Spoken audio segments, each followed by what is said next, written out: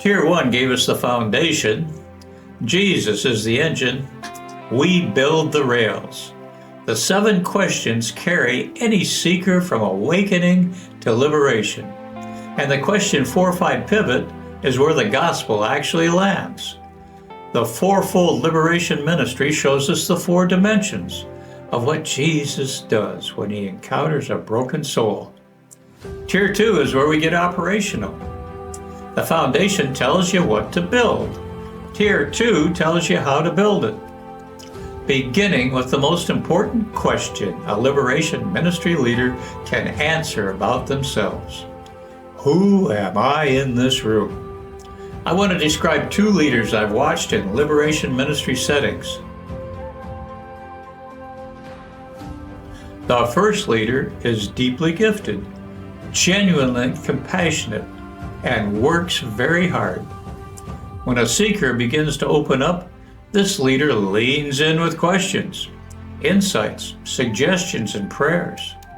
The sessions are full of content. The leader leaves feeling that something significant happened. But 3 months later, the seeker is largely unchanged because the leader was so present, so active, so verbally full, there was no space left for the seeker to encounter what Jesus was doing. Every silence was filled. Every wound was explained before it could be felt. Every prayer was so complete there was nothing left for Jesus to say. The second leader is gentle and well-intentioned, but deeply unsure of themselves. When a seeker begins to open up, this leader becomes very quiet. Not from wisdom, but from anxiety. They don't know what to say, so they say nothing. The sessions feel safe, but without direction. The seeker appreciates the acceptance, but goes home without encountering Jesus because nobody pointed them towards him. 2 failure modes, opposite directions. Both miss the same thing, the specific, active, present role of the servant leader guide. The servant leader isn't passive, and the servant leader isn't the soul liberator. Creating space for Jesus does not mean stepping back into passivity. It means leading with precision, saying what serves the moment, and refusing what does not. The servant leader guides the person who creates space for Jesus and stays present enough to keep the seeker moving towards him when they stall, deflect, or get lost. Not the counselor, not the healer, the shepherd guide. 3 texts together show us what that means. I am the good shepherd. I know my own, and my own know me. John 10:14. The shepherd knows the sheep. This is not general knowledge. It's the specific, personal, individual knowing that comes from proximity and attention. The servant leader knows the person in front of them, and they're paying attention to more than words. I planted, Apollos watered, but God gave the growth. So neither he who plants nor he who waters is anything, but only God who gives the growth. 1 Corinthians 3, verses 6-7. We plant, we water. God gives the growth. The servant leader does real, specific, skilled work, and then releases the outcome to Jesus. They're not doing nothing, and they're not doing everything. They plant and water with skill, and then they get out of the way. Truly, truly, I say to you, the Son can do nothing of his own accord, but only what he sees the Father doing. For whatever the Father does, that the Son does likewise. John 5:19. Even Jesus operated in complete dependence on what the Father was doing, not independently generating ministry, but seeing and following.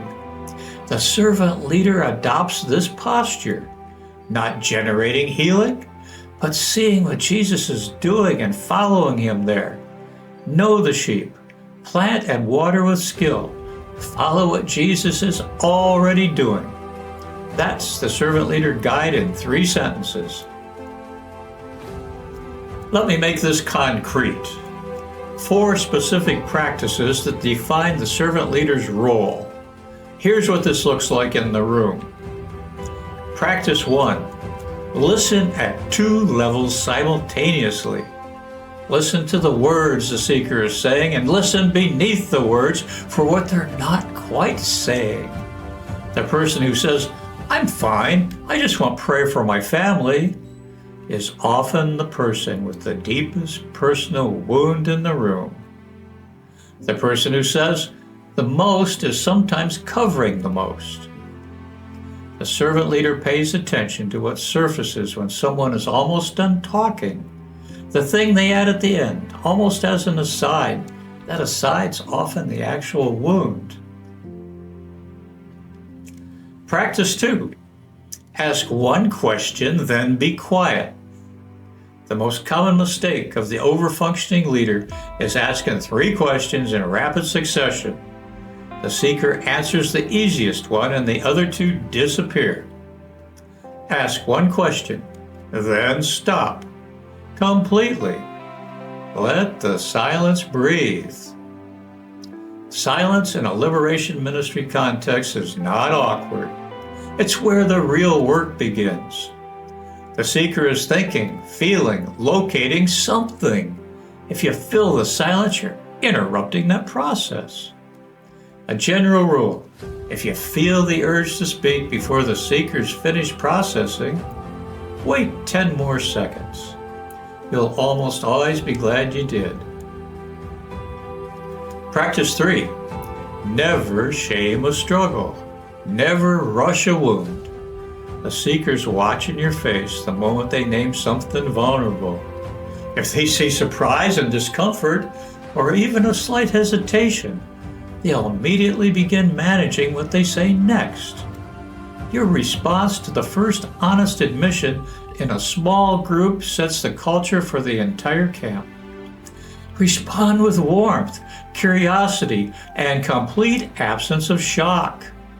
The wounds they carry are not something they chose, and they came to meet the healer, not to be judged. Receive their honesty as a gift. Treat it accordingly. Practice 4. Pray toward what Jesus is doing, not what you wish he would do. The servant leader's prayer is not a wish list. It's a collaboration with what Jesus is already doing in the specific wound he's opened. Before praying, notice, what did Jesus seem to be addressing in the conversation just now? Where did the seeker lean in? What produced tears, resistance, or recognition? Pray towards that. Specific, focused, directional prayer that follows Jesus' lead is far more powerful than a comprehensive prayer that covers all the bases. Here's the checklist I want you to carry into every session. Here's how to know if you're doing it right. Green column is what creates space for Jesus. Red column is what fills the space he was about to occupy. Do, listen at 2 levels, words and beneath the words. Ask 1 question and then stop completely. Respond to honesty with warmth and curiosity. Pray towards what Jesus is already doing. Let the seeker lead the depth of the conversation. Sit comfortably with silence. Count to 10 before speaking. Use the 7 questions in order as your guide. Refer when the need exceeds the setting. Don't talk more than the seeker. Ask multiple questions in rapid succession. Show surprise or discomfort or judgment at any disclosure. Improvise without a framework to return to. Pray comprehensively when Jesus is working specifically. Push the conversation deeper than the seeker's ready to go. Fill every silence because it feels uncomfortable. Attempt to handle everything yourself. Print this checklist. Review it before every session, not because you're going to follow it mechanically, but because the habits it describes need to become second nature before you can be fully present with the person in front of you. This section should feel like a gift to leaders who have burned out trying to produce what only Jesus can produce. And I want to say something I wish somebody told me earlier in ministry. The healer role is not sustainable. If you believe the results of your ministry depend on the quality of your insight, the power of your prayer, the depth of your compassion, and your facilitation skills, you will eventually burn out because the need is infinite and you are finite. And the weight of responsibility for outcomes that only Jesus can determine will crush you over time. The servant leader is sustainable precisely because the results don't depend on you.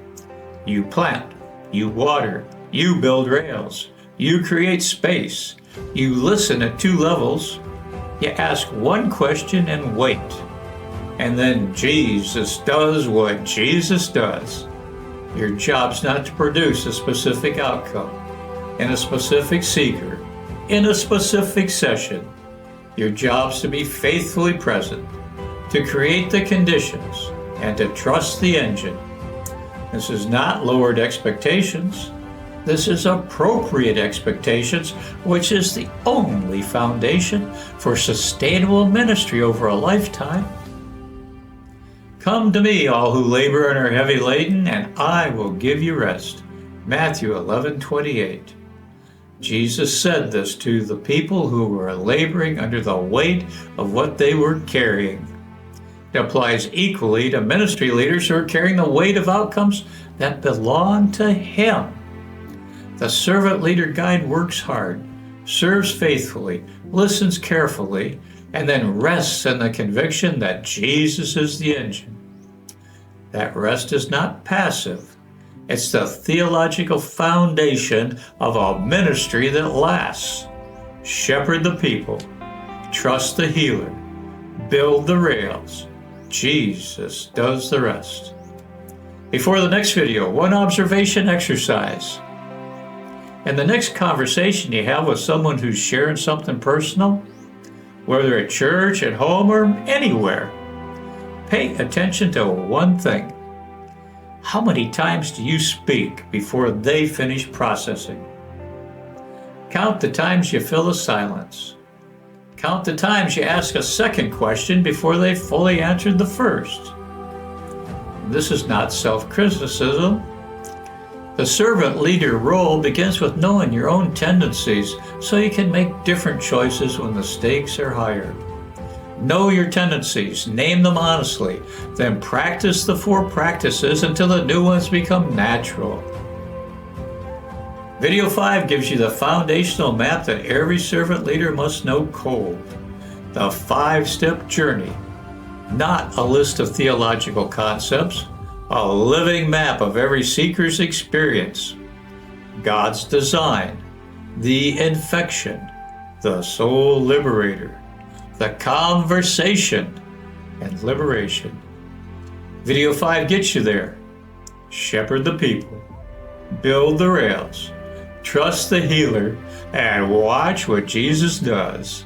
This is Pastor Keith at Coastal Hope Retreat in Apollo, Tiburon, Cebu, Philippines, praying Jesus light your way as He blesses all peoples, fulfilling the mission of God until we meet again.